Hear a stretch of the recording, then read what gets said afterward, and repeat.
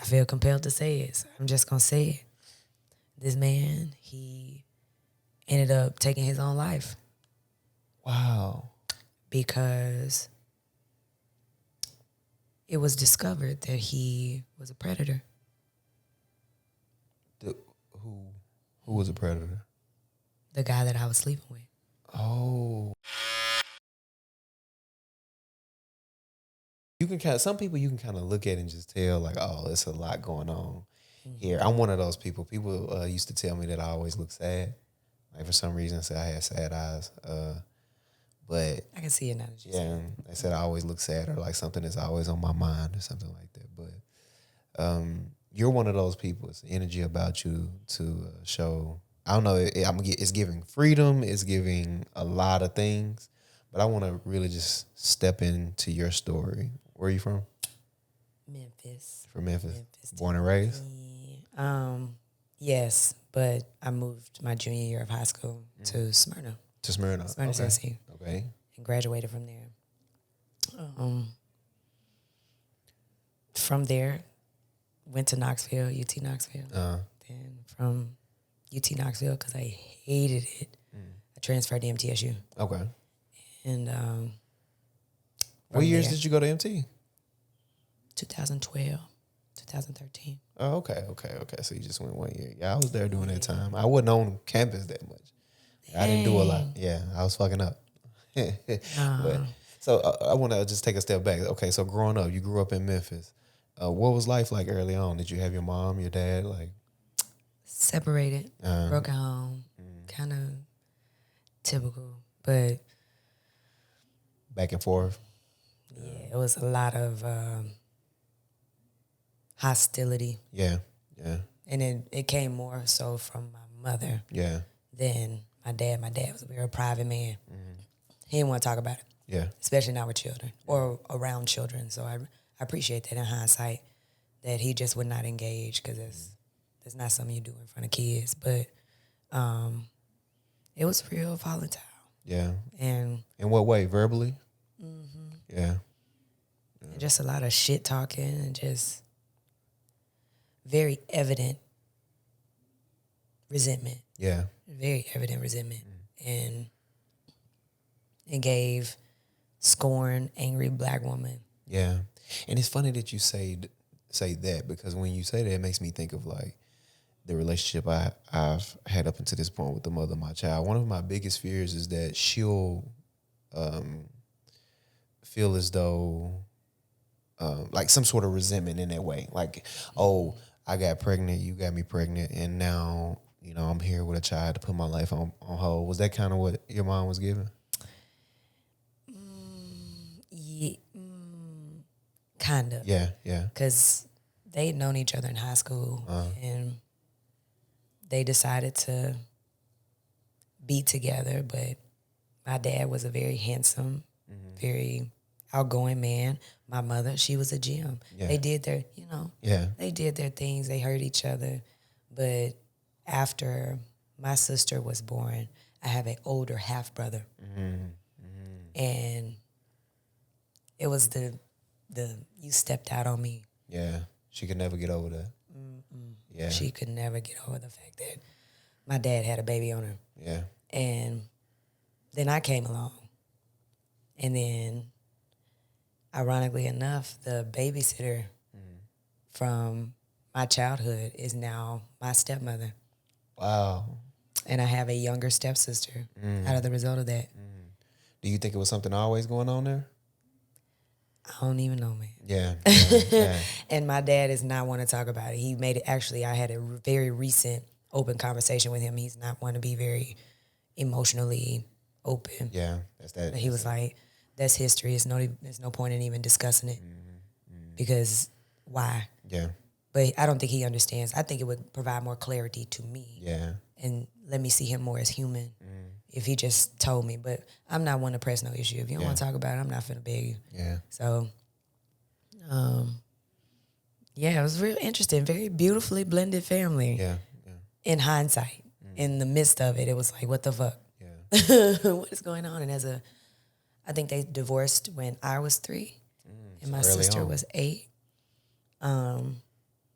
But just seeing how that all transpired from a child's perspective, from a child's eye, it definitely instills some trauma, some mindset of lack or not having adequate nurturing for me that I'm still unpacking today. But that shit. How did that lack of nurturing manifest in your adult life? Man, I see it in my kids. Yeah. And that's the crazy part. That's when shit get real tricky. Yeah. When you have your own children and you start to see some of the generational trauma and habits and just things that were passed along to you through both sides that weren't really reconciled at the time that it needed to be addressed when you were younger. So you're having to figure it out on your own. And I mean, I had to realize, like, damn, I'm repeating the same cycle. Yeah.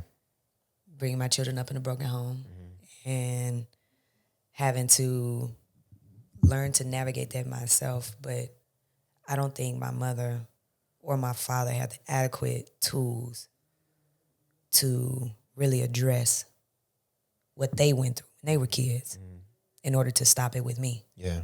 So. But you know what the beauty of life is, though, and that cycle? What happens is, okay, they didn't have the tools, but because they didn't and couldn't teach you, it made you go out and try to seek out and find those tools, right? And now you're in a space where you have them. So what are you doing to try to repair at this moment? Man, so much spiritual work. Yeah, that's key, right? Very intentional spiritual work, and it is hard. Yeah. It is fucking hard. Like getting hit with the messages, getting hit with the downloads, like your perspective broadening, and you're seeing things that make you real uncomfortable. About yourself? I can't believe that's me. I can't believe I said that. I don't recall me saying something like that. Yeah. But you do. Yeah. You do. And it's tough to look yourself in the mirror and be like, you fucked up, baby. Yeah. Yeah. And you gotta figure out how to fix that shit. Yeah. And I was always taught to be move, don't stop, move. And it is definitely teaching me to slow down and be real deliberate about dissecting everything. Yeah. Because if you're not going to do that, you're going to miss the whole point. Absolutely. You got to get down to the very bottom of what's triggering you. Like you got to get to it. Because if you don't recognize your triggers, if you don't recognize what caused that trigger, you don't make peace with the memory of the trauma that caused that trigger, you're going to keep doing the same shit. Yeah. So it's definitely a tough learning curve. Yeah. But it's work that's got to get done. Yeah. And you have kids. How many kids do you have? Two. One boy, one girl. Ah, that's perfect. That's what I want. Perfect. Is the boy the oldest? Oh, he's the youngest. Youngest. Yeah. And I wanted all boys. In the very beginning, I was like, I want 4 boys. Yeah. God will send you what you need. Yeah. He will send you what you need. Yeah. Not what you want. And when I found out I was having a girl, I ain't gonna lie, it made me sad. Because I was like, damn, there's so many women on my side, so many women on my husband's side. But I tell you, my baby, she is the nurturer. She fire. Yeah. She fire. She get it honest. But she is a nurturer. And I wouldn't have wanted it any other way. Yeah. Now, and in hindsight, I wouldn't have wanted it any other way. And when I had my son, I was like, damn, I wanted all boys. Yeah. Did I really want all boys? Because my son, that boy, I don't know if you've seen some of the things that he'll do in my house. Like he'd be climbing up the walls like Spider-Man. It gives me a lot of anxiety. Yeah. So much anxiety. So I'm imagining having all boys. Yeah. There's no sense of danger. None. No caution. Yeah. No second thought. Just do that shit. Yeah. Their son is the same way. Oh, yeah. And nasty. Just like, what is that? What are you doing? I'm just going to eat it. What are you digging up? What is this? Like, all the time. So, yeah. And you say your husband, so you're married? But we are separated. And it is best that way. Yeah. It's best that way. It's a hard pill to swallow when you realize your marriage is not going in the way that you intended it. And you feel like your personal growth has been stagnant. Yeah. And learning how to navigate going through that Yeah. is, again, it's very hard. Taught me a lot of life lessons. Yeah. I did some real stupid shit. Some real very, very selfish, very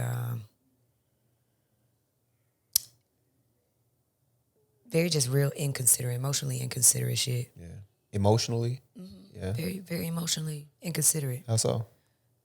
Just not considering how he would feel Yeah. about some of the personal choices that I made on behalf of me. And like,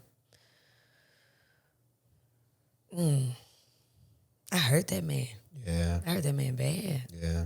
And it didn't even have to be that. I could have stopped that. I could have been like, this ain't it. I could have did that. But I didn't because I was holding on to this thought like maybe things would change, but I got to get this out of me. Like I got to do what I want to do. Not realizing that, damn, Taylor, from the beginning, you should have been seeking and discovering what truly made you happy before you even decided to seek that out of somebody else. Yeah. Because they're not going to fulfill it for you. I don't care what nobody say. You will not find love and true happiness unless you give it to yourself. Unless you give it to yourself. Unless you give it to yourself. That's true. You are going to entrap somebody in a vicious rat race to compensate for the shit that you just were not willing to give yourself. Yeah, absolutely. And it's hard. It's hard to realize, like, damn, you mean to tell me I didn't love myself enough to not put somebody else in jeopardy of emotional, psychological harm? Like, I didn't love myself enough. Hurt people do hurt people. Yeah. So what does that do to you now? Like, do you feel a level of guilt now? I felt a lot of guilt. Yeah, I can imagine. A lot of shame. A lot of just like, it was a lot of self-hate. A lot of negative self-talk. And how did that manifest? What did that come out as? Just irritability. Yeah. Not being fully present with my kids, not being present with anybody else, going through periods of just reclusion. Like I can't deal. I get overwhelmed. I can't deal with it. Yeah. I'm gonna go to fuck to sleep. Yeah. I'm gonna go to sleep. I cannot deal with it. But after taking some time to realize it's okay to be apologetic about something that you know you was wrong about. Yeah. But it's not okay to carry it with you. Yeah. And you know what sucks about that? Most people look at that and they'll say, well, you done that to yourself. You were wrong in this situation, so you deserve to suffer. But the truth is, like, you didn't. You didn't deserve Nobody to suffer. deserves to suffer. Yeah. Nobody. Yeah. Even when you think about just like a basic life right. Fuck human. Basic life right. You don't deserve to suffer. Right. God don't ever intend it to be that way. Now, this is technically the realm of suffering, so you have to go through things that arise different emotions in you that are uncomfortable. Right. But when you adjust your perspective from suffering to enlightenment, that's where you feel a huge shift. I had to do those things in order for me to be in the perspective, in the state of consciousness that I am right now. Yeah. Like I had to do that fucked up shit. How do you do that? You know, because I think in the space that I'm in now, we kind of talked off camera about what I'm going through in my personal life. And I don't know if I'm in that space. I don't know if I'm just pushing it, you know, to the side and just doing the man thing, or I don't know, or the human thing, or I don't know if I'm actually dealing with it in a real way, because I seem like I'm productive, but I don't know if one day I'll just look up and just break. How do you reach that space of enlightenment? What do you do? What's the steps? Or is it different for everybody? Everybody's life path is very different. That's true. Everybody's level to that ascension and the steps they have to take to get there are very different. For me, it took me going deep within self. I started out studying yoga, studying meditation. And when I started to dabble in that magic, a lot of shit started to be revealed. And once you see shit, you can't take that shit back. Yeah. You can't take it back. Yeah. And the best advice I can give somebody who's wondering or struggling or just thinking about what can I do to be a better version of myself, meditate. Meditate. Yeah. Real talk. And meditation is not easy. We are conditioned to think that, you know, you think about the monks. Yeah. You think about them and they're like super quiet in their mind. That ain't it. Yeah.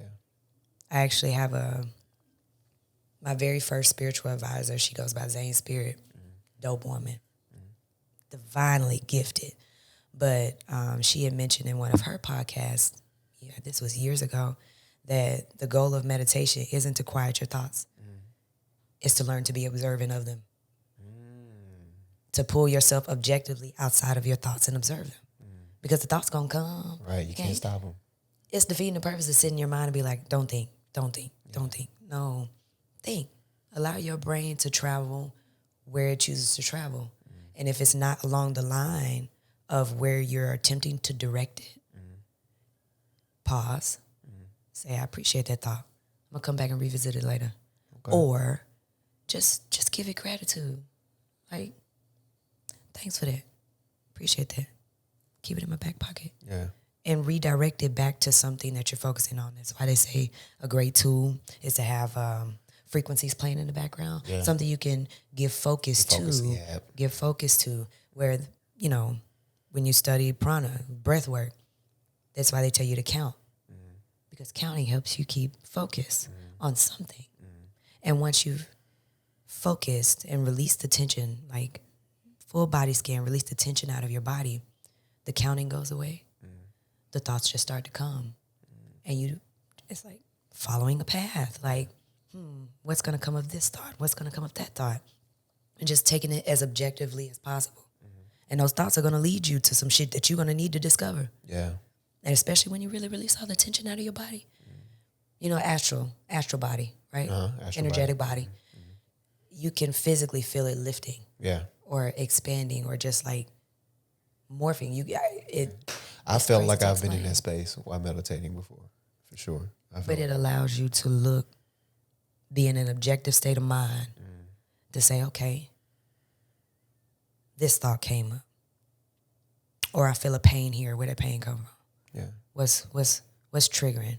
Or you said, for instance, you're bringing yourself down from anxiety and you do a body scan and you feel the anxiety in your shoulder.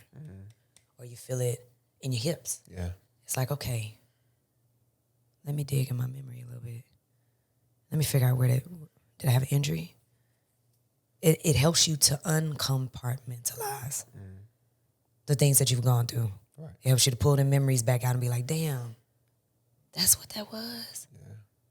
So why does that affect me so much? What is it about it?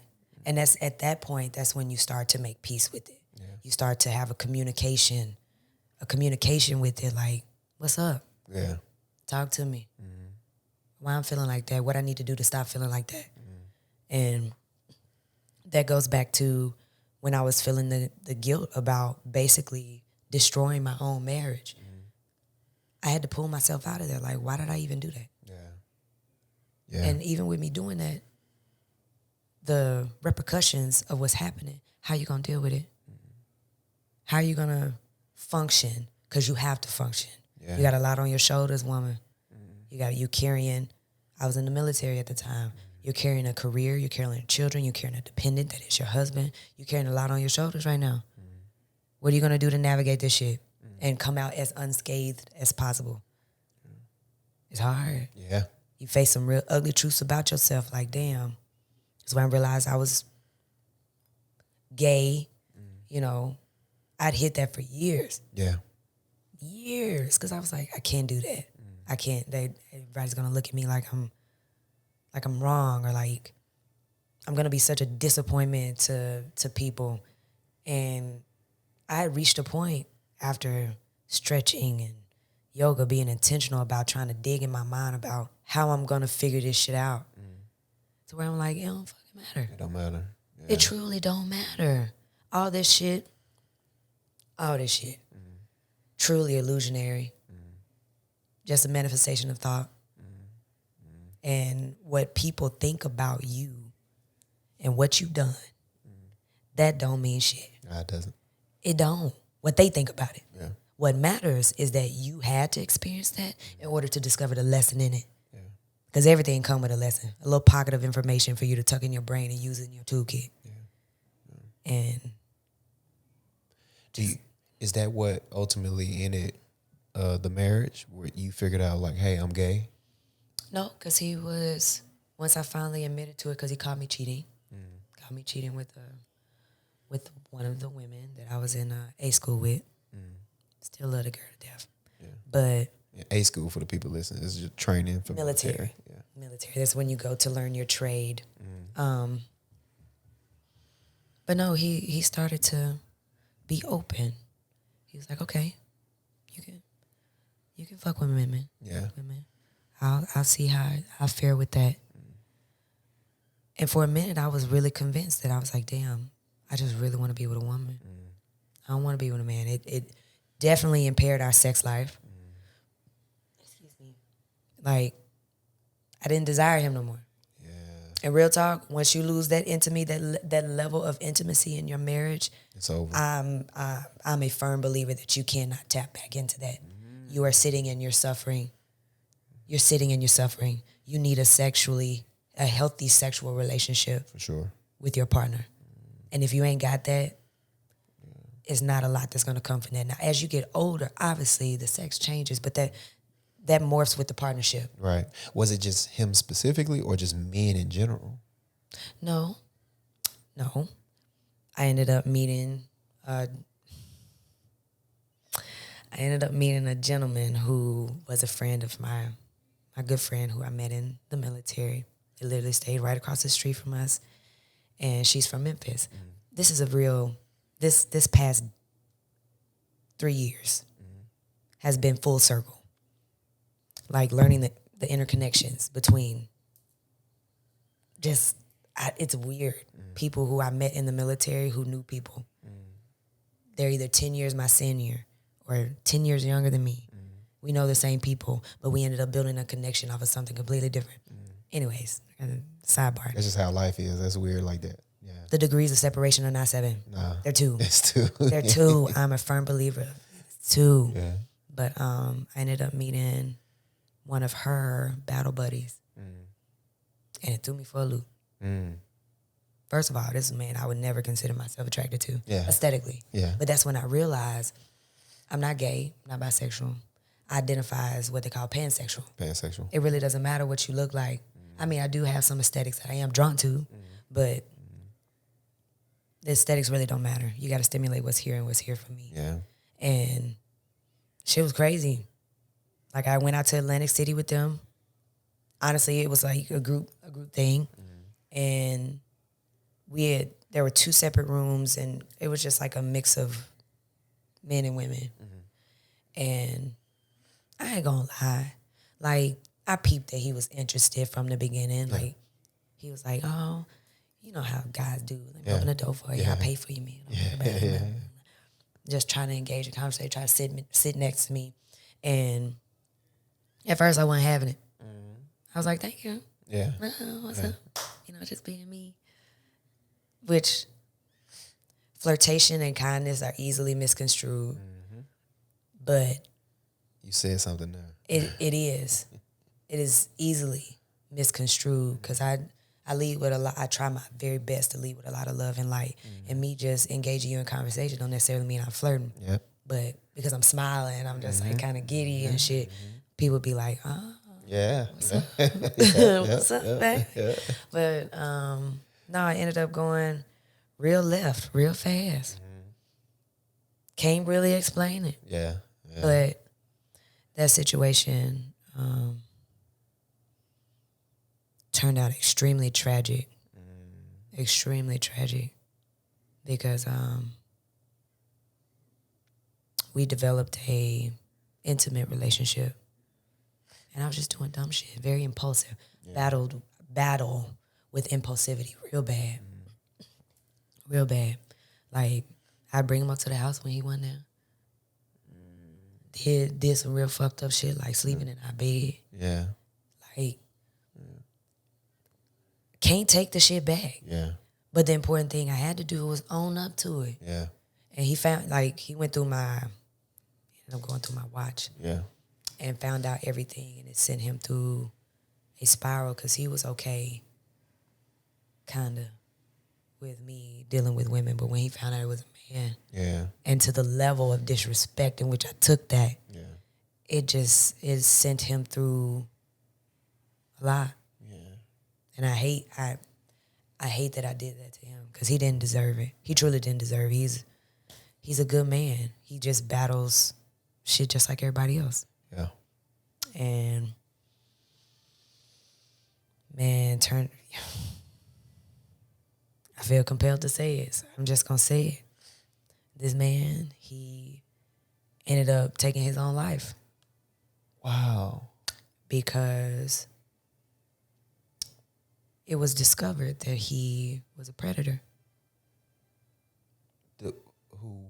Who was a predator? The guy that I was sleeping with. Oh. And at that point, I was like, wow. I mean, it hit me deep because, like, how did I not see that? Yeah. How did I not see it? So who took their life? The man that you was with, or not your husband? Not my husband. Okay. The guy I was cheating on him with. Oh. And that sent me through a whirlwind because that was when I really realized, like, you have to tap in deeper, Taylor. Yeah. You have to tap in deeper. You got to see that man was around your kids. Yeah. Like, how did you not see that? Yeah. Yeah. And how did you not believe it when the signs were brought to you before he actually did it? Yeah. Because when I first, like, got inclination of it, I was like, ain't no fucking way. Ain't no way. Denial.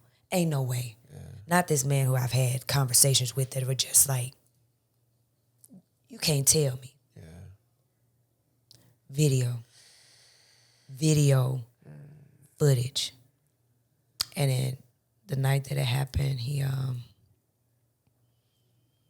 his daughter had spoken out. He had just gotten custody of her. And she spoke out. Like, my dad touches me. And he was pretty high ranked in the military. And I guess that was just something he felt he could not recover from. Yeah. So he decided to end it. And I don't know, that shit hurt me so bad. Like, how the fuck did you not see that? Yeah. I literally put my babies in danger. Yeah. And I had to realize, damn, I'm just like my mama. Patterns repeated. Yeah. That ain't no slap in the face. That's a straight up sucker punch to the back of the head. Yeah. Yeah. Damn, you really repeating someone who, because me and my mama hadn't always been on the best of terms, especially growing up. She, you know how it go. Yeah. Yeah. But to be like, I don't never want to be like you. But then to realize that you're doing the same shit. Yeah. And you're like, wow. Oh. Yeah. You know, when the rug gets swept up under your feet, legs go up in the air and your back hit the ground. Wind just taken out of you, like, ain't no way. Yeah. Denial. But after you come out of that denial, you actually really see the facts. You see the facts of it, like, you did that. Yeah. You were not in tuned enough to avoid that. But you had to go through that in order for you to see that you are, in fact, repeating the pattern. And you got to switch some shit up, baby girl. Yeah. Or your baby girl going to be the one fighting that battle, not you. Yeah. Yeah.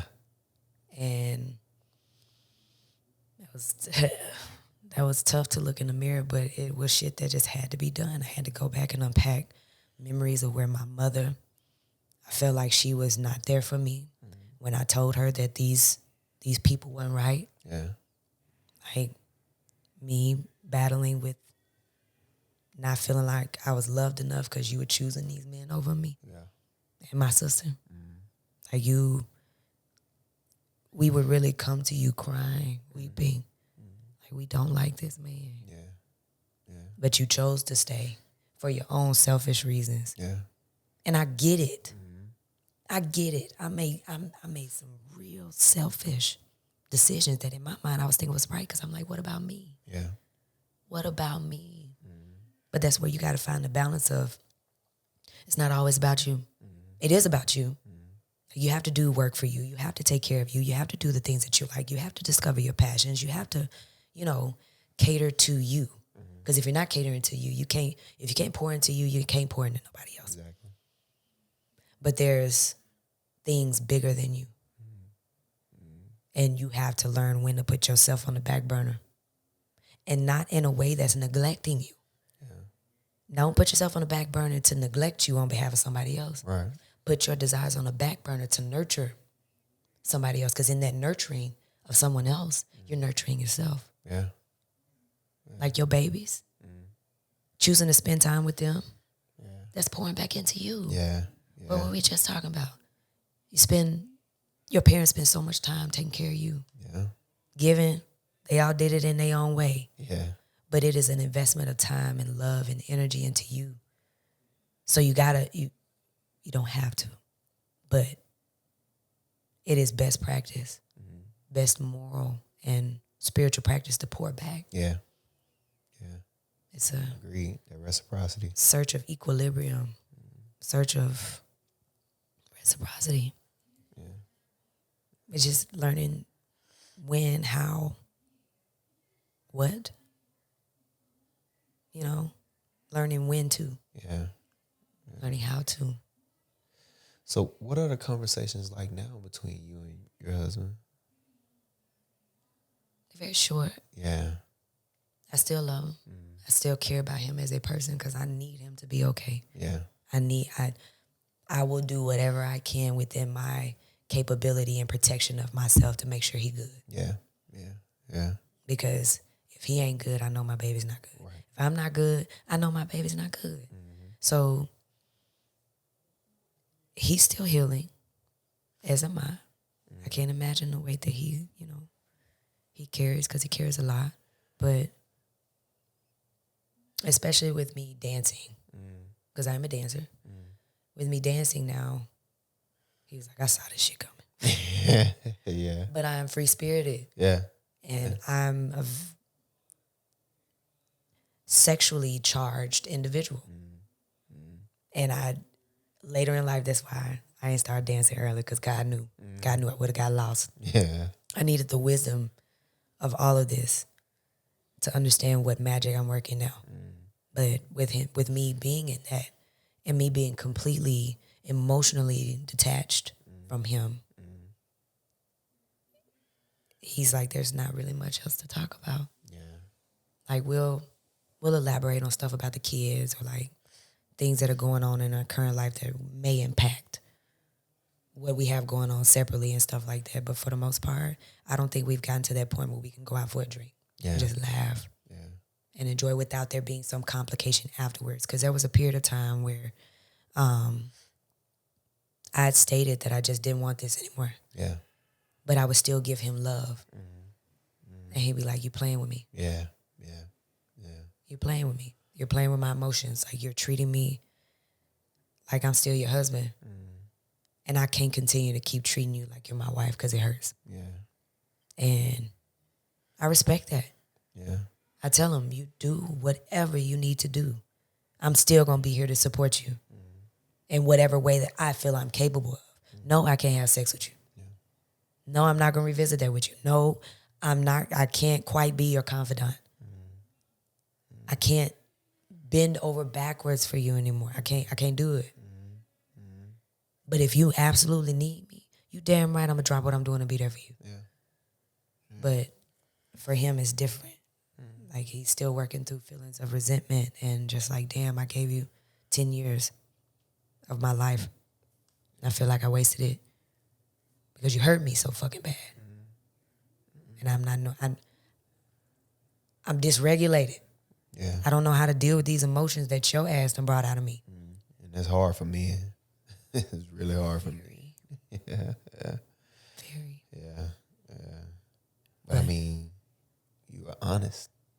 You gotta be. Yeah. You really gotta be and honest. I respect that, because a lot of people would have just played the game and continue to play it. You know, in that way, do you see a lot of your father in you? player. Yeah.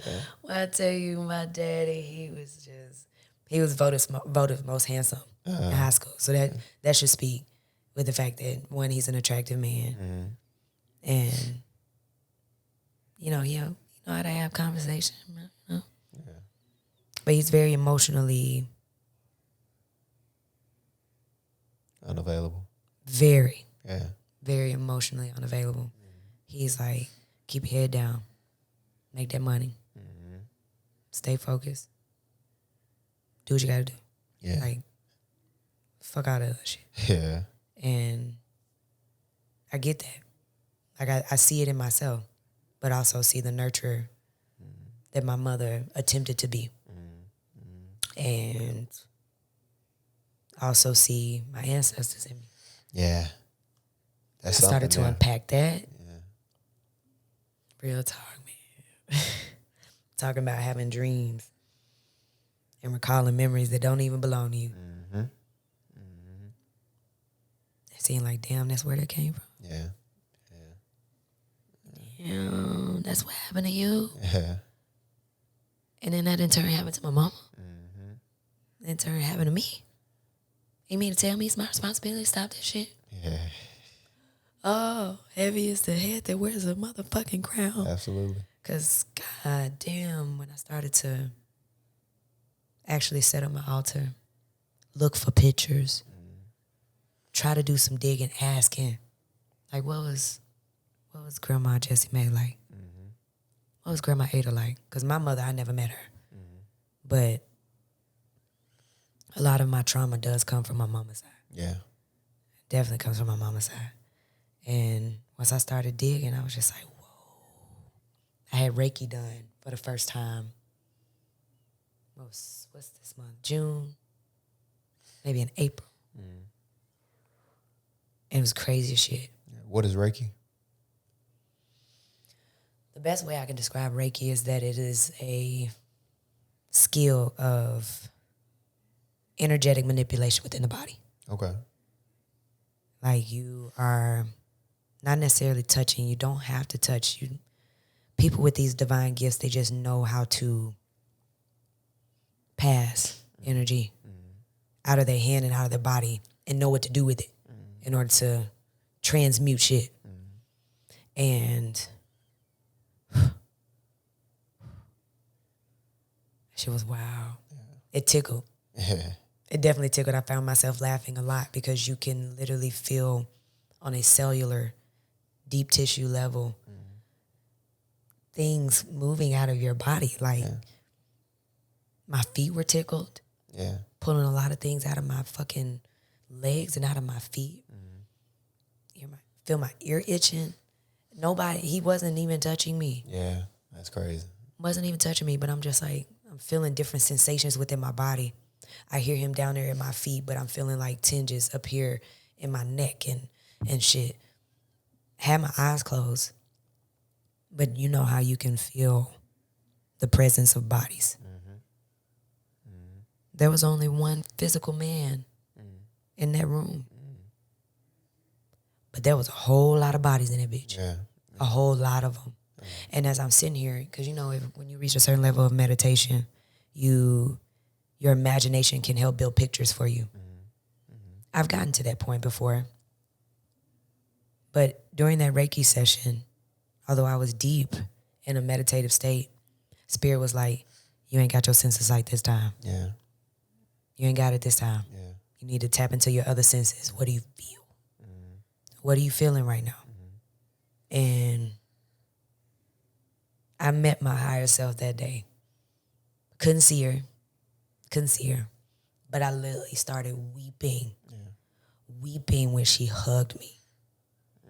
I felt like, you know, when you hug somebody and it's a warm embrace, like a real warm, like, damn, that's comforting.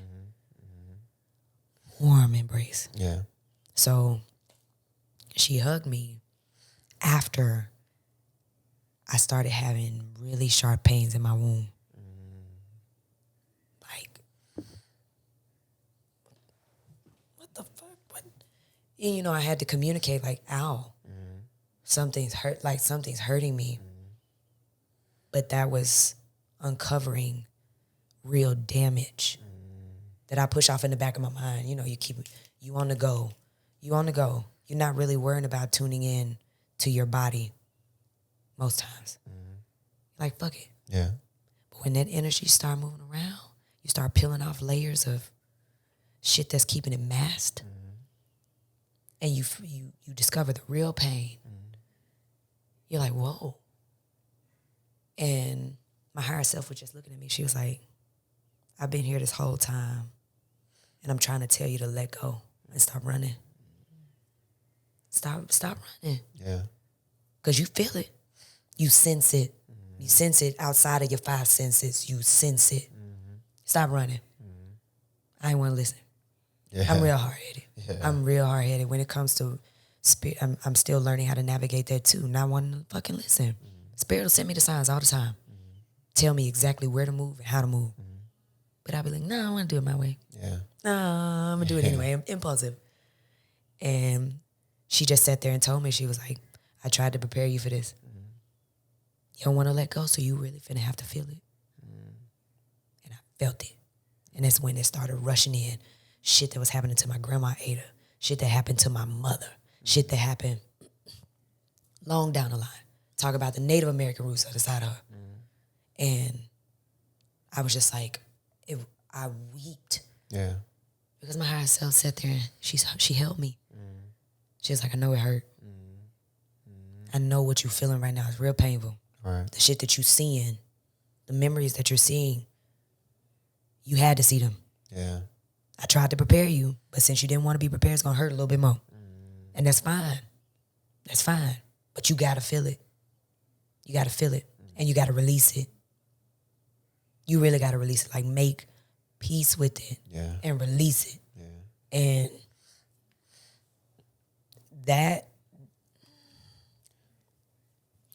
that's some shit that's real hard to explain to somebody who don't understand what real spirituality means. Yeah. And that's a huge see, that's why so many of us nowadays, we're in such a bad place, because that's so hard that's such a big responsibility to carry. You know, like, just on the newest generation, the ones that are here, we're here now. That's such a huge responsibility on us to have to not only deal with what you have, but everyone before you. And it's literally embedded in our DNA, in ourself. Genetic. Down to the cellular level. And the body retains everything. Yeah. You know how they say after 7 years, your cells are refreshed? Yeah, they are. They grow. They evolve. But that genetic code that's deep down, that shit don't ever go away. Never.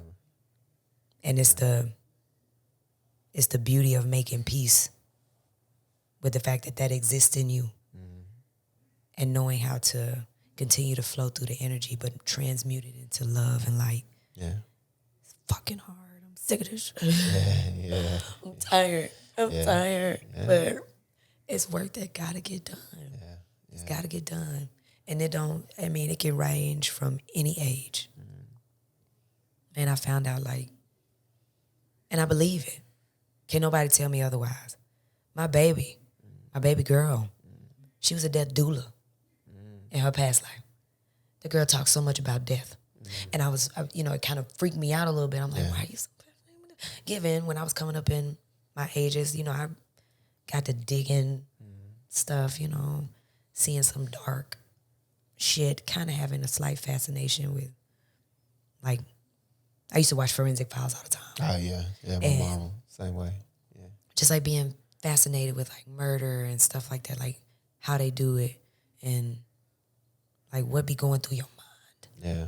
To really want to haul off and do some shit like that. Yeah. So I took it as maybe she just has a slight fascination and stuff, and someone who is divinely gifted laid hands on my baby. It was like, your baby was a death doula in her past life. And when she said that, it made so much sense. Yeah. It made so much sense. Yeah. Yeah. My baby is already communing with spirits. Both of them. But children are more susceptible than anything. They just don't remember. Yeah. They don't really recall. They compartmentalize those memories that were scary to them or took them off guard or made them feel like, what the fuck is this? And then they get over it and they just carry on about their lives. But that's something now as I'm starting to see things unfold. I need to maximize my baby gift. My mother didn't give me the opportunity to hold mine. Yeah. Yeah. So I need to be attentive to these messages and utilize every resource I can for me. Yeah. But those resources that I use for me to be able to properly articulate and teach my baby what to do, how to do it, and do it safely. Yeah. Because this is some real wicked shit out here. Yeah. Real wicked. And that's also the beauty of life, that you're able to do that and you have the tools for that. That's amazing. So let me ask you this. Where are you now? Where are you heading to now? Meaning on my spiritual journey? Or where am I heading to, like, clarify? I would say not just the spiritual journey, but everything I know you said you seen your higher self. Like, and now the higher self has been revealed to you. What is your direction now in order to reach your higher self? Or do you feel like you'll ever be able to do that? Well, me and her are the same. I'm just on the other side, encountering the human experience side of it. And in order to really find myself within real alignment with my higher self, I have to go back to my inner child. I have to go back to her often. Yeah. I had to go back to her often because everything that I'm doing, the way that I speak, the things that I do, how I interact with people, how my work ethic, all that shit, I had to go back and unpack the reason why I am the way I am. I didn't want to do it. A lot of times I don't want to do it. Yeah. There's still a lot to unpack. Just this level of consciousness alone took a lot of pain. And pain is exhausting. Yeah. Pain is fucking exhausting. So I have to take breaks. I revert a lot of times because I'm like, I'm sick of being uncomfortable. Yeah. I want to go back to my comfort zone. Yeah. I don't feel like doing it. No, I ain't listening. But then also in those moments where I'm like, I ain't listening, Spirit come back and suck a punch my ass. Yeah. She'll come back and be like, I tried to tell your ass. I tried to tell you. You didn't want to listen. So you got to learn the hard way. And it takes very intentional, very deliberate practices to stay within that frequency you want to vibrate in. I love it. And discovering what those practices are, it takes you being real uncomfortable. Yeah. So I'm going to my altar. I'm looking and researching more into metaphysical tools and properties and herbs and all that shit to try to pull this shit out of me. Yeah. Pull it out of me. Look at it. Analyze it. Do whatever inner standing I need to do. Make peace with it. Love on it. Give grace to it. And let it go. Yeah, you're really in a special place right now.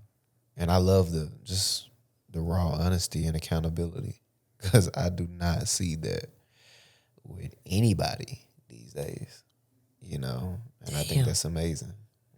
I just do not see that level of accountability with anyone that you just exhibited through this whole show. And I appreciate that. Most people don't want to do it. Yeah. Because it's hard. Well, yuck. Yeah. Yuck. But with so much love behind it. Like, yuck. But it's work that got to get done. You can't grow. Yeah. You can't really see until you start doing the work, Taylor. You got to do the motherfucking work. Yeah. Even when you're tired. Yeah. God got the stamina. God got the stamina when you ain't got it. You just got to lean in. Take your hands out the shit. Stop trying to control shit. Stop trying to figure shit out that don't even really need to be figured out. You just need to flow with it. And that's a lesson within itself, taking my hands off of shit. Yeah. Yeah. Grew up real controlling parents. Yeah. Get it honest. Just stop. Just stop. Let go. Listen, Taylor, I appreciate you coming on the show. I got to get you back for at least 3 more shows because I still feel like, and I said this with the last episode as well with the last young lady I had on. I feel like it's still more layers, to unpack, to peel back, with you. And I think that people will watch this and this will be something that'll help someone. I know it helped me being able to have this conversation with you today. And I appreciate you coming on the show. You're always welcome back. Hopefully we can get you again. I know we ran into a lot of things to get here. Life was lifing. Yeah. The shit was crazy. Like getting kicked out the military, being like relocate. It's a lot. Yeah. I'm telling you, it was a lot. Yeah. But those things had to happen for me to be here at this moment. Yeah. And I'm grateful. I'm so grateful because I've been wanting to do this for so long. When I came and saw y'all, when was it? NTSU. It was off campus, but it's been about 2 years ago now. I think maybe a year ago now. And now look at that. Took me 2 years to get here. Yeah. And I ended up finding your information because you were so outspoken at the live show. I was like, I need to sit down and have a conversation with her. I know it can make for a good conversation. And you didn't disappoint, first of all, let me say that. But also, it's like, you so outspoken. I was like, let me speak to her. And I got your information, and here we are. A year and some change later, I think it was. Yeah, it's been about a year and some change. Now, maybe not 2 years, but a year, a little more. But again, I appreciate you coming on. Thank you for having me. Yeah, we got to get you back on again at least 3 more times because I want to hear about a lot more of this stuff. But there is a lot. Yeah, but I'll be back. It ain't no thing. It may take me a minute. Well, now things are unfolding differently. I'm able to move more freely. So it's whenever. All right. Good deal. Listen, this is the ChoppedByT podcast where we get real, raw, authentic conversations. Until next time.